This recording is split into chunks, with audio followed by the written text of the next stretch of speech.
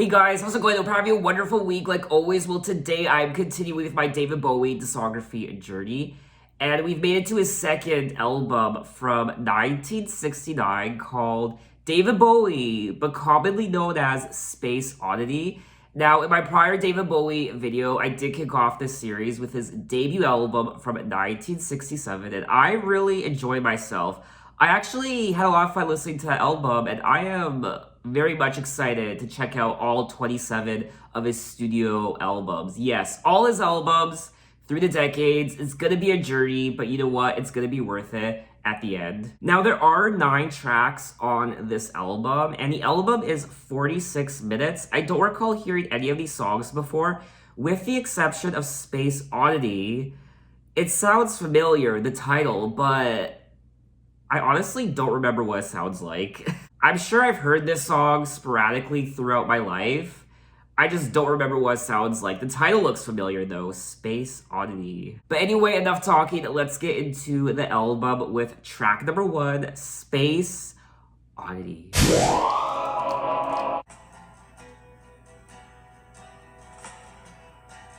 Ground control to Major Tom. Take your protein pills and put your helmet on. Commencing countdown, engines on.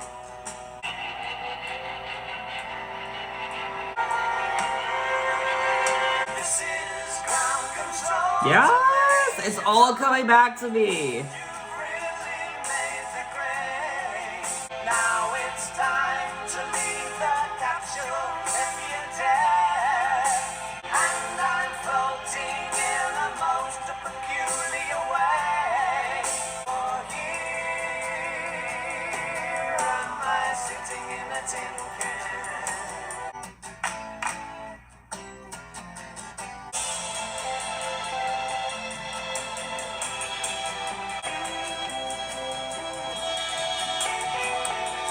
Through and past 100,000 miles.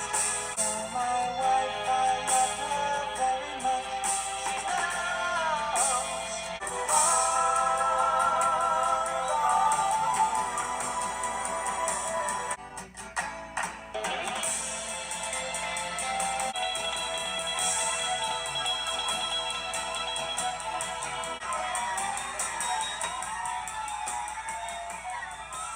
Okay, that was track number 1, Space Oddity, and it was all coming back to me. The second it hit the chorus, even the beginning of the song,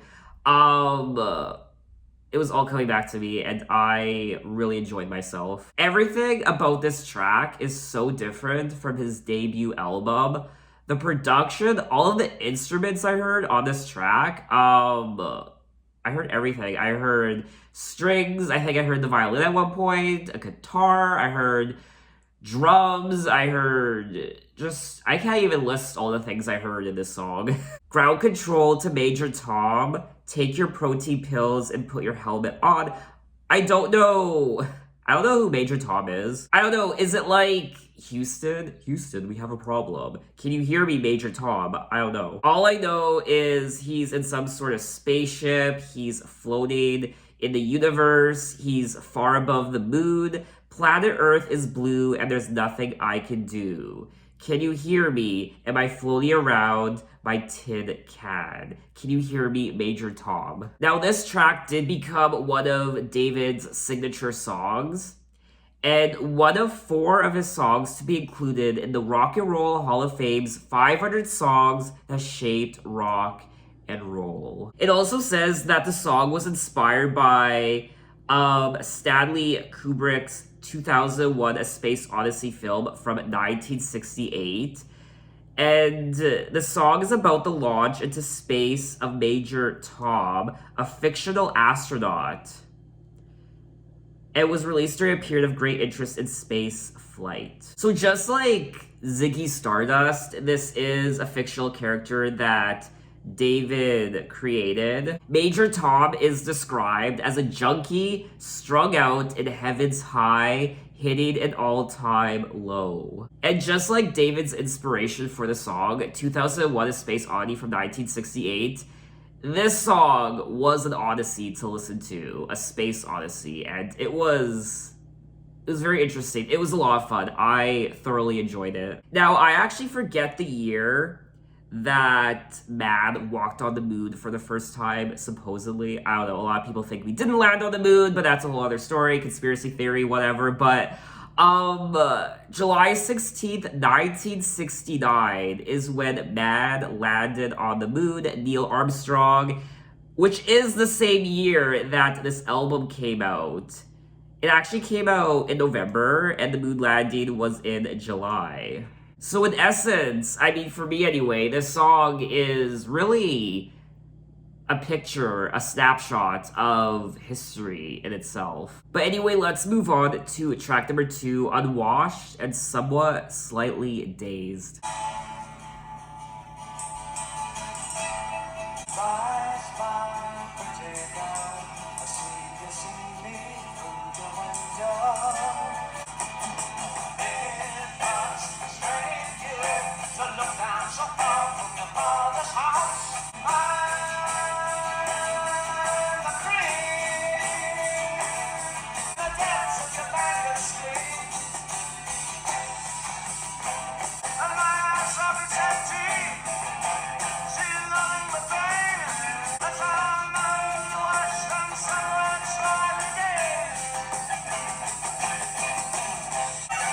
Ooh, I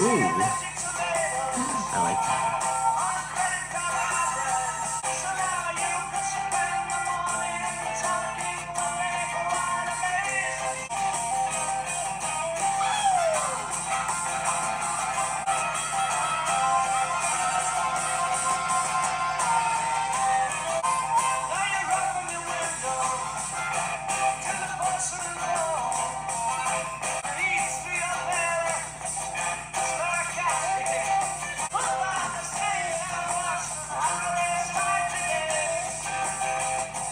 I have no idea what he's singing about.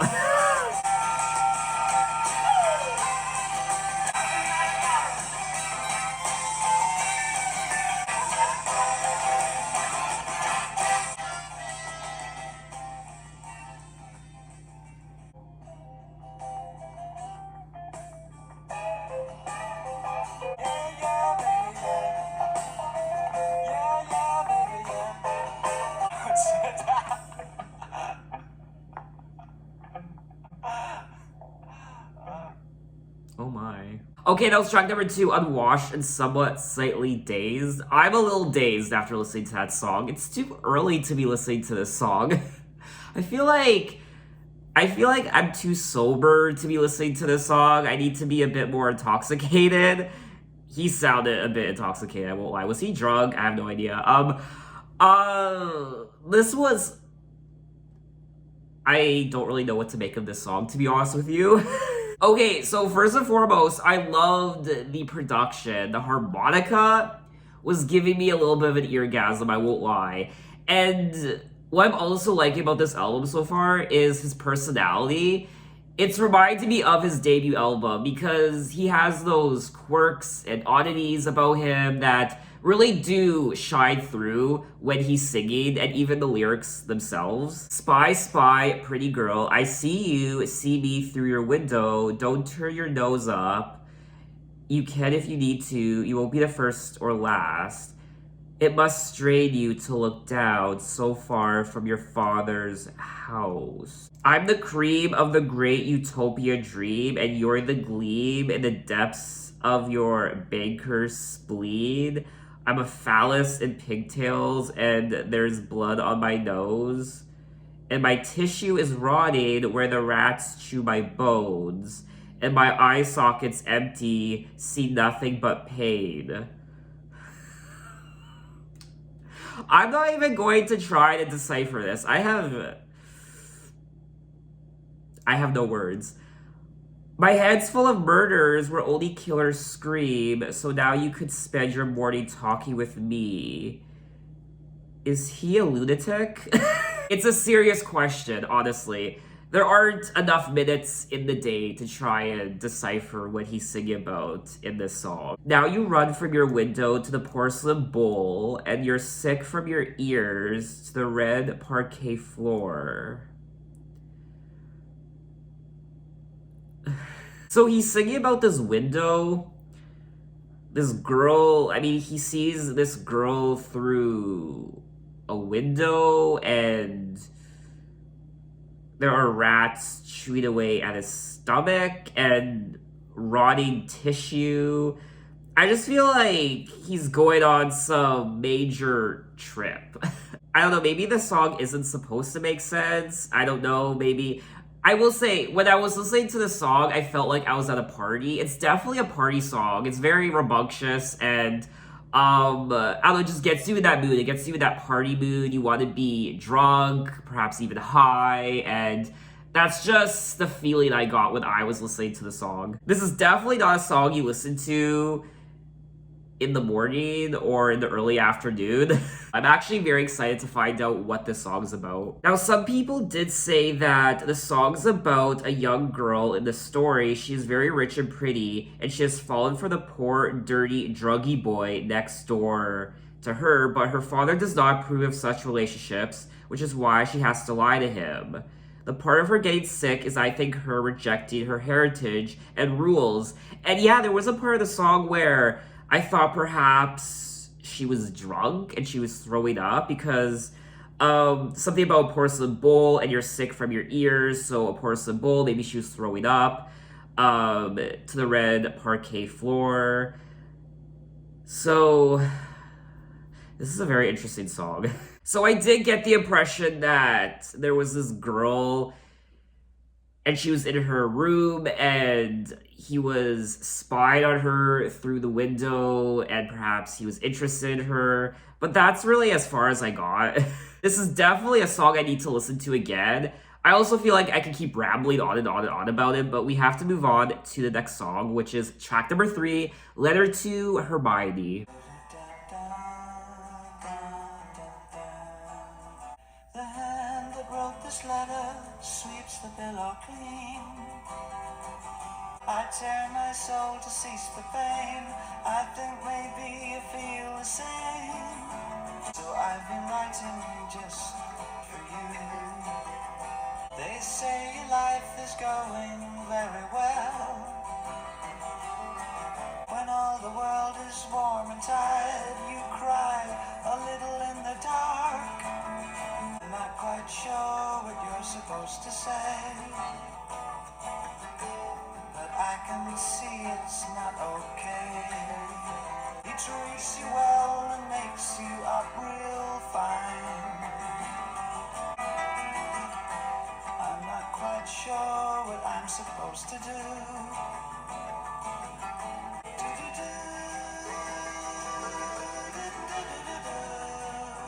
Okay, that was track number 3, Letter to Hermione, and I know I said it already, but I'm gonna say it again because I love the production on this album. I just love the guitars and the strings, the harmonica, the drums, just everything about the production of this album I really enjoyed. I also enjoyed his vocals on this track.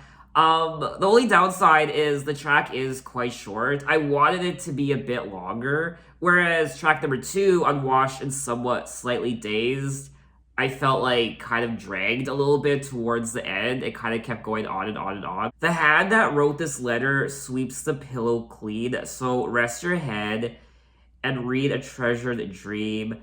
I care for no one else but you. I tear my soul to ease the pain. I think maybe you feel the same. What can we do? So he is writing a letter to this Hermione. I don't know who this Hermione is. Maybe it's a girl he has a crush on, or I don't know. I have to look into it.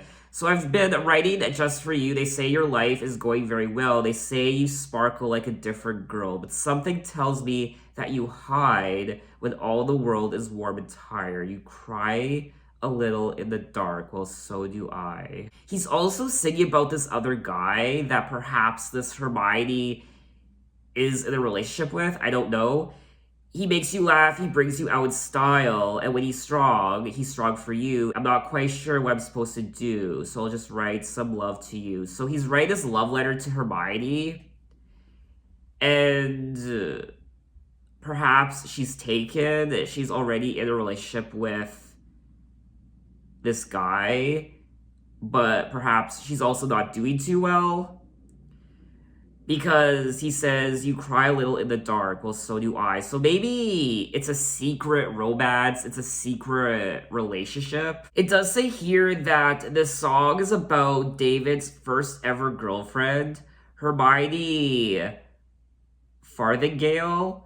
Both this song and Occasional Dream are related to his breakup with Hermione in early 1969. This album definitely has a different feel to it than his prior album. I feel like his prior album, David Bowie from 1967, was more, I don't know, it was more, I guess, playful. It was more fun, I suppose. It really put a smile on my face, and it was quirky, whereas this, I feel like it's a bit more dark and strange. It is a bit more gloomy. It's not as upbeat and, I guess, fun as his prior album. But I actually am enjoying this album more than his debut album because the production is doing it for me, and I'm thoroughly enjoying myself so far. So we are gonna move on to track number 4, Cygnet Committee, and I don't know what that is. I don't know what Cygnet is. I did look up the word, and Cygnet is a young swan.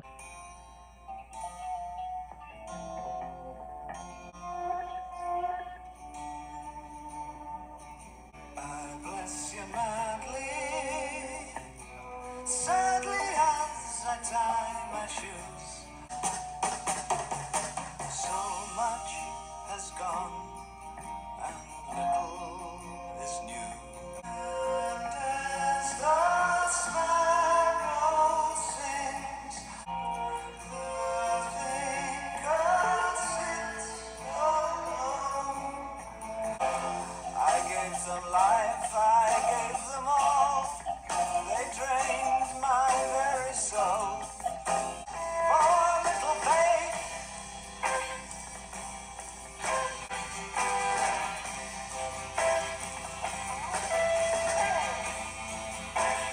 Bless you madly, sadly as I tie my shoes. Because of you, I need to rest. Oh yeah. And as the sunrise streams, had a friend, a talking man, who spoke of many powers. Now we are strong. We broke the ruptured structure built of age. Infiltrated business cesspools emptying through our sleeves. Screw up your brother or he'll get you in the end. And we know the flag of love is from above. And I close my eyes and tighten up my brain, for I once read a book in which the lovers were slain. I will fight for the right to be right. I want to believe in life as the cause now. Oh, we want to live. We want to live. I want to live. Okay, that was track number 4, Cygnet Committee, and this was over 9 minutes. It was a 9-minute long epic. And once again, I enjoyed the production on this track through its entirety. But I am struggling a little bit with the lyrics. I probably didn't enjoy it as much as I probably should have, just because I don't really know. I don't know, I'm finding the lyrics on this album to be a little difficult to grasp. It's definitely one of those songs where I can't really give you my impression on it in the short amount of time that I do have when I do these videos. I usually do these videos quite quickly, or I try to. I kind of just give you my impression of a song and move on to the next. I love you badly, just in time at times, I guess. Because of you, I need to rest. Because it's you that sets the test. So much has gone and little is new. And as the sunrise stream flickers on me, my friends talk of glory, untold dream, where all is God and God is just a word. We broke the ruptured structure built of age. Our weapons were the tongues of crying rage. Where muddy stood, we planted seeds of rebirth and stabbed the back of fathers, sons of dirt. Infiltrated business cesspools hitting through our sleeves. And we slit the Catholic throats, stoned the poor on slogans such as "Wish You Could Hear." I feel like he could be singing about so many different things in this song. He could be singing about social class and war and the corruption of businesses and just people in general and the poor and the rich and violence. And I see a child laid slain on the ground as a love machine lumbers through desolation rows, plowing down mad woman listening to its command but not hearing anyone. And then he ends the song by saying, we want to live, I want to live, I want to live, I want to live, I want to live. It says here that the song is a dystopian narrative. One strand of the story concerns a man who helped revolutionaries establish a new order by opening doors that would have blocked their way. The other strand of the story describes the post-revolutionary world, revealing that it is not the utopia that had been hoped for. The mottos of the new state are, I will kill for the good of the fight, for the right to be right, and we can force you to be free. Near the end of the song, the narrator describes what has become of the revolution. Wow. I'm still trying to wrap my head around this song. Definitely a lot to digest. At over 9 minutes, this ambitious progressive folk rock song was Bowie's longest studio recording until the opening track of 1976's Station to Station. I feel exhausted after listening to this song and trying to figure out what it means. But now I have an idea of what he was going for, and I can definitely really appreciate it. This isn't really a song I would listen to again. I do think lyrically this is a very beautiful song, and I love the meaning behind what he's saying. You just don't hear songs like this anymore. So that's one of the reasons why I did enjoy it. It is a lot. It's 9 minutes. But I feel like it's worth it. Once you actually know what he's singing about, it definitely is worth it. So let's move on to track number 5, Janine. Oh, my love, Janine, I'm helpless for your smile. Your strange demand to colorate my mind. Oh, Janine, you'd like to know me well, but if they take a match to me, you're ill and I'm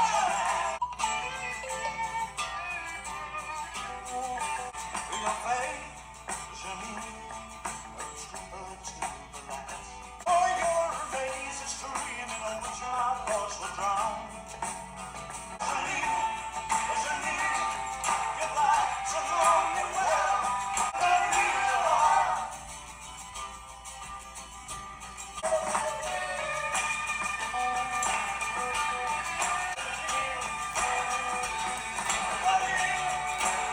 Okay, that was track number 5, Janine, and this was a nice song. I don't know if I'm the only one, but he kind of sounded like Elvis. Again, I don't know if I'm the only one, but I was kind of getting that Elvis aesthetic. I don't know. Now, he is singing about this girl named Janine, his love. Oh, my love, Janine, I'm helpless for your smile. Like a Polish wanderer, I travel ever onwards to your land. Janine, you like to know me well, but I've got things inside my head that even I can't face. Janine, you like to crash my walls, but if you take an axe to me, You'll kill another man, not me at all. This is another song that is a little strange, I won't lie. I don't really know what he's singing about. I'm struggling with this album. I'm not struggling with this album in the sense that I'm not liking it, I'm just struggling with the stories and what he's singing about in these songs. So he is interested in this Janine, but perhaps this Janine is falling for the version of him that isn't true. So if she wants to fall in love with the true him, she'd have to take an axe, crash down his walls to kill the other man. And when she does that, she'll kill the other man inside of him, but not him. I have no idea. Someone did say that the song is about his attraction to this woman, but knows that he isn't showing her the whole truth. She wants to know him inside, but he's worried that if she truly gets inside his head, she will be pushed away. So he tries to keep the relationship at a bit of a distance. Okay, so I was on the right track, how I guess she wasn't getting to know the real him, and she wants to know the real him, but he's worried that if she gets to know the real him, she'll run away. So I was kind of on the right track. This album is definitely a production. Like, it's an actual, I don't know, it's something where you have to sit down and actually listen to. It's not like his prior album where you can just kind of frivolously listen to it, track to track. Like the other day, I was taking a bath and listening to his debut album, David Bowie from 1967. I was just kind of going from track to track. Whereas this, you actually have to like sit and listen to the lyrics and let it consume you. And it's not one of those albums you can kind of just play in the background frivolously. Like, you actually have to listen to it. So we are going to move on to track number 6, An Occasional Dream. I recall how we lived on the corner of the bed, and we talked with our eyes of the sweetness in our lives. In our madness, an occasional dream,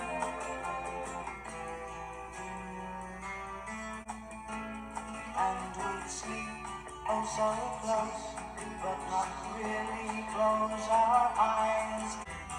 Dance the ball for me.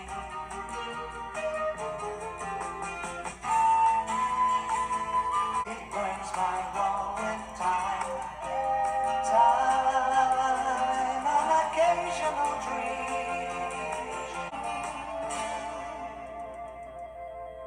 Okay, that was track number 6, An Occasional Dream, and I was kind of getting Simon and Garfunkel vibes from this track. I don't know if I'm the only one, but I don't know, I haven't heard a Simon and Garfunkel album, but I've heard some of their biggest hits. I also enjoyed the flute on this track. I recall how we lived on the corner of a bed, and we speak of the Swedish room. And then he goes on to say, some things we could do in our madness. Time takes time to pass. I still hold some ashes to me. An occasional dream. And we'd sleep oh so close, but not really close. Our eyes between the sheets of summer bathed in blue. I keep a photograph and burns my wall with time. An occasional dream. I still can't touch your name, for the days of fate were strong for you, danced you far from me. Again, I don't know what he's singing about. I feel like, I mean, obviously he's singing about perhaps this girl. And perhaps she got away from him and he keeps a photograph of her, but it burns his wall with time and occasional dreams. So maybe he's dreaming of a time where he once was with this girl, or maybe she was just the one that got away, and yeah.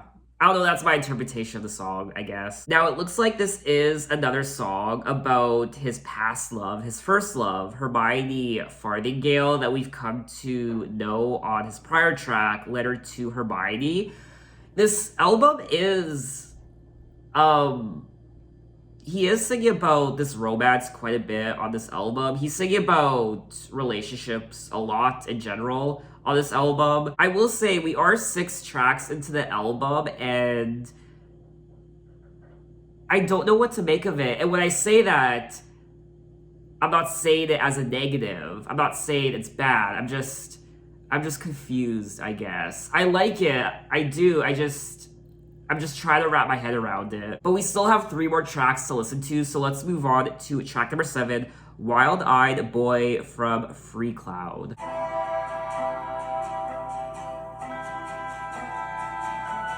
Solemn-faced, the village settles down, and the last thing on his mind is the wild-eyed boy imprisoned neath the covered wooden shaft. As the night begins to run, staring through the message in his eyes lies a solitary sun. There's no indication for the townsman to decide. Oh, it's the madness in his eyes. It's so hard for us to really be. Oh, the wild-eyed boy from Freecloud, and the village dreadful cry.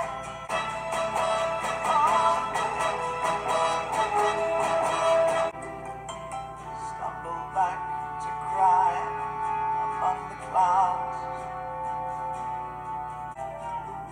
kicking back the pebbles from the Freecloud mountain drive. Okay, that was track number 7, Wild Eyed Boy from Freecloud, and this was another interesting song.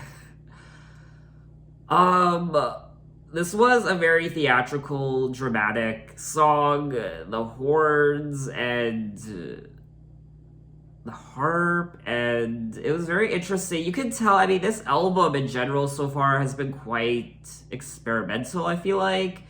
You can definitely tell this album, at least this is my impression, he seems to kind of just be experimenting on this album and trying to just, I don't know, it feels like he's just played around on this album with different sounds. I do feel like this album is a little random so far. It's not the most consistent thing in the world.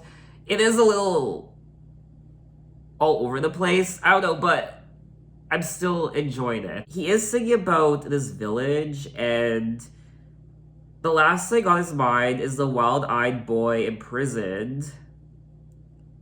This is it's like a folk story, kind of, just the way he writes it. Neath the covered wooden shaft, fold the rope into his bag, blows his pipe of smolders.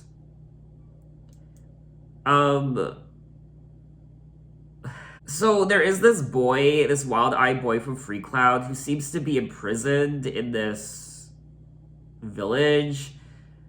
And the village dreadful cried as the rope began to rise. So is this boy being hung? Or someone's being hung? I don't know, there's a rope.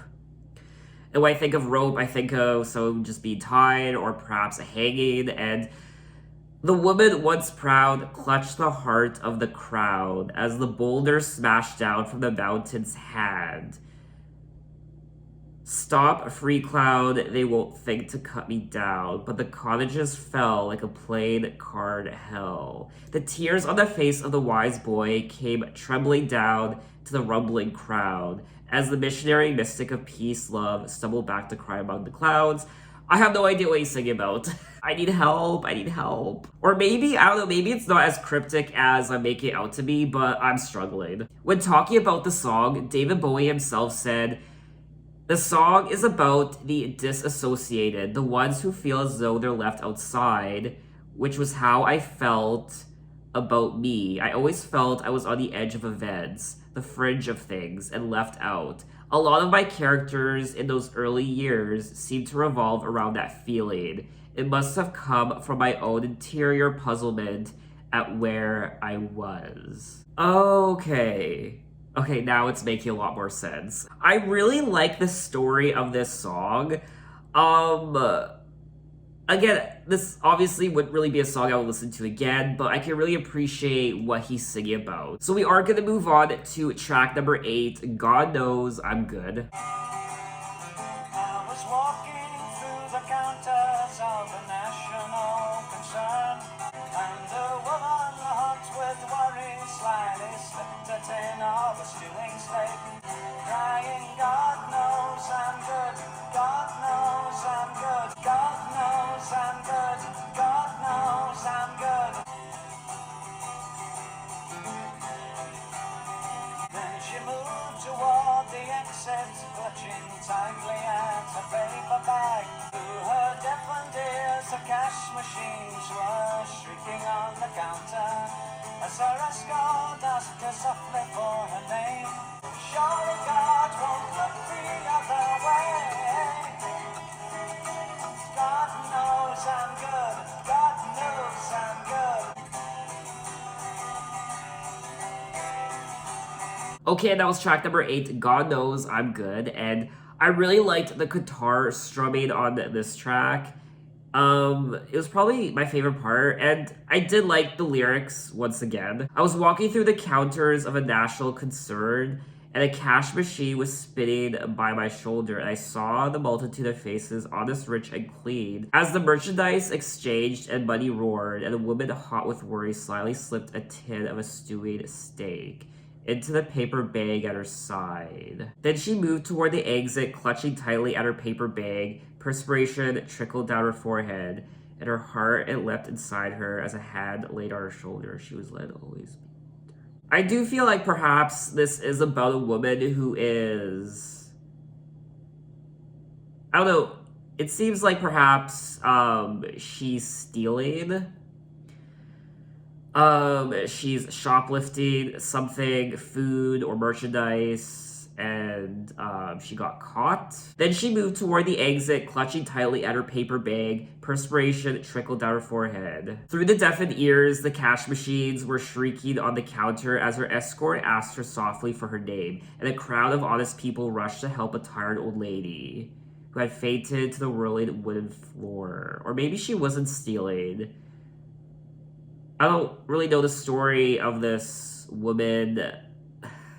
I'm struggling again. Now, I am looking at someone's interpretation of the song, and they said they think the song's about an old lady who is stealing food from a grocery store and is feeling guilty, but also feeling that it is necessary, because if she doesn't steal the food, she's gonna starve and die.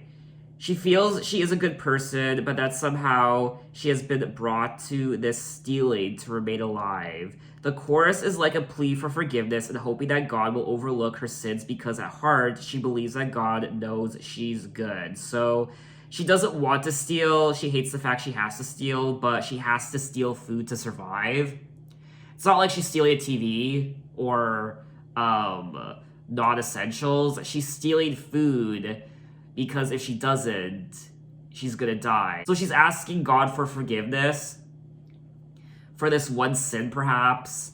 Please don't punish me for doing what I have to do. I'm stealing food, but I'm doing it because if I don't, I'm not gonna survive. So this is a very powerful song. So we have come to the end of the album, track number 9, Memory of a Free Festival. Maybe I should announce it.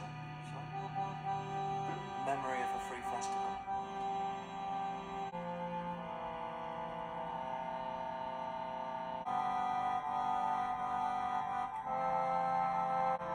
The children of the summer's end gathered in the dampened grass. Oh, to capture just one drop of all the ecstasy that swept that afternoon, and fly it from the toppest top of all the tops that man has pushed beyond his brain. We scanned the skies with rainbow eyes and saw machines of every shape and size. Someone passed and voice among the crowd. And we walked back to the road, unchained.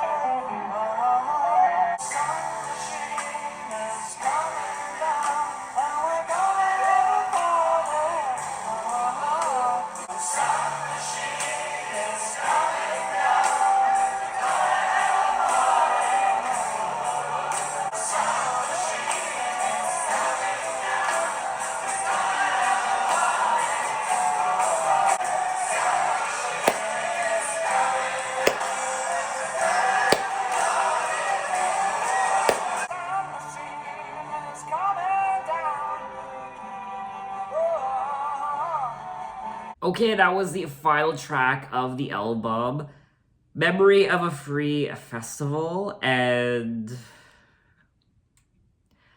I enjoyed this. It was so sad and somber initially in the beginning. I kind of got teary-eyed, I won't lie. And then by the end, it's kind of like, it was more uplifting, I guess. It was more, it was like being at a party, like the lyrics imply. The sun machine is coming down and we're gonna have a party. It does say here that the song was written just 10 days after David's dad's death, so the intro of the song sounds like a requiem tune. We scanned the skies with rainbow eyes and saw machines of every shape and size. Climbing through the ivory vibrant cloud, someone passed some bliss among the crowd, and we walked back to the road unchained. The sun machine is coming down, and we're gonna have a party. I will say this is probably one of my favorite tracks from the album. It also says that the song was written as a homage to the Free Festival, organized by the Beckenham Arts Lab, which was held at Croydon Road Recreation Ground in Beckenham on August 16th, 1969. This was definitely a great way to wrap up the album, and I thoroughly enjoyed it. And that was all 9 tracks of David Bowie, aka Space Oddity, from 1969, and this was very interesting. I still don't really know what to make of it. It is an album I have to listen to again multiple times to fully grasp it. Much different from his debut album from 1967, and I'm a little speechless. I liked it. I loved the lyrics, even though half the time I didn't know what he was singing about. It was quite difficult for me to decipher his stories and his lyrics. I had to do a bit of research to figure out what he was singing about, but I felt like I did a good job. I didn't nail it every time, but I feel like I was closer than I thought I would be more often than not when it came to understanding the lyrics. I also really enjoyed the production. The production on this album I enjoyed a lot more than this prior album. I love the orchestra and the guitars and the flutes and the violin, the harp, the drums, just everything. I mean, this is a mixed bag when it comes to the production, and it was a joy to listen to. I had a few eargasms, I won't lie. And he still captured his quirky personality just like he did on this prior album. And this album is a bit more... I don't know, I feel like this album is a bit more somber, it's a bit more dark. It's not as, it's not as, I guess, poppy and fun and goofy. I guess goofy is the right word. I feel like it's a bit more serious. He does touch on relationships a bit more on this album, I find, especially this Hermione character, who is a real person that he dated. Apparently she was his first love. You can definitely tell he was experimenting a lot on this album. It's not the most, I guess it's not the most cohesive album. It is a little random and all over the place, at least for me it was. So it's not the most straightforward record, but I can still really appreciate what he was doing on this album. Now, I thought I don't know, going into this album, I thought this was going to be one of his best albums ever. I don't know, Space Oddity, I just assumed this would be one of his most iconic albums, but apparently, when it was first released, the album received mixed reviews, with many criticizing the lack of cohesiveness. Yeah, thank God I'm not the only one. Okay, so, okay. David himself later stated that the album lacked musical direction, which I completely agree with. But saying that, I still love the production. Debate continues as to whether this album should stand as Bowie's first proper album. This definitely does feel like a transition album where he's just figuring things out, and I'm just so excited to see where he goes from here on out with his next albums through the decades. It's gonna be so exciting, honestly. So I would definitely listen to this album again. I feel like this isn't one of those albums you listen to during the day. It's one of those albums you listen to at night, perhaps with a few drinks, or maybe you're high. I don't know, whatever you like to do. But yeah, I do want to revisit this album. It was very interesting. So what did you guys think of the album? What are your impressions? What did you think of it when you heard it for the first time?